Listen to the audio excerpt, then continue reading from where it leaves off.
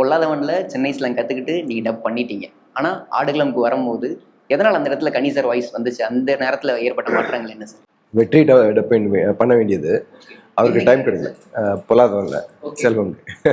So அவருக்கு time கிடைக்கல. ஏன்னா அப்போது அவங்க டப் பண்ணிட்டு இருக்கும் போதே ஷூட்டிங்கும் போயிட்டு இருக்குது. ரிலீஸ் டேட் ஃபிக்ஸ் ஆகி அதுக்குள்ளேயே வந்து ரிலீஸுக்கு அந்த ப்ரெஷர்லாம் ஓடிட்டு இருந்தது. அதனால வந்து ஃபைனலாக அதுவும் எனக்கு தமிழ் தெரியவே தெரியாது. அப்போ தான் புதுசாக எனக்கே தமிழ் இன்ட்ரொடக்ஷன். ஸோ நான் கேவலமாக பேசுவேன். பஸ்ஸில் அவர் உட்காந்து ஏதோ கரெக்டாக சொல்லிட்டா போதும், அந்த வார்த்தையெல்லாம் கரெக்டாக சொல்லிட்டா போதும். அங்கே வந்து உட்காந்து சிலவாட்டி தான் வருவார். இல்லைன்னா அவரோட அசோசியேட் விக்ரம்னு சொல்லி, விக்ரம் மணிகண்டன் 2 பேருமே உட்காந்து தான் பண்ணாங்க டப்பிங்கெல்லாம். இவர் வந்து உட்காரும்போது கரெக்டாக வந்துருச்சுன்னா கிஷோர் வந்துருச்சு, டக்குன்னு அவர் தூங்கிடுவார். தூக்கமே வந்துடும், அவ்வளோ டயர்டாக இருப்பார். ஸோ இதனால் அவர் டப் பண்ண முடியல. அதனால வந்து எனக்கு டப் பண்ணுறதுக்கு ஆப்பர்ச்சுனிட்டி கிடச்சிது.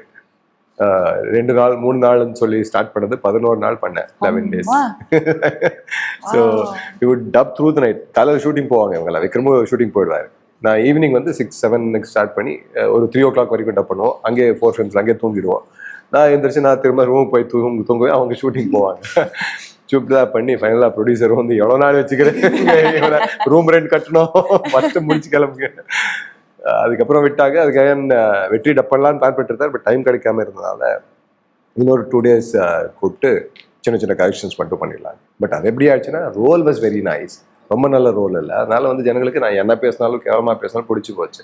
வெற்றியே சொன்னார். முதல்லலாம் சொல்லிட்டு இருந்தாங்களா, செல்வமுக்கு தான் கரெக்டாக மெட்ராஸ் தமிழ் வருதுடா, வேற யாருக்குமே வரலன்னு சொல்லி. நான் தான் ரொம்ப கேவலமாக பேசியிருப்பேன். அந்த கேரக்டர் பிடிச்சி போனதுனால ட்ரை பண்ணி பார்த்தீங்களா சார் நீங்க? அந்த வட்டார ட்ரையே பண்ணல.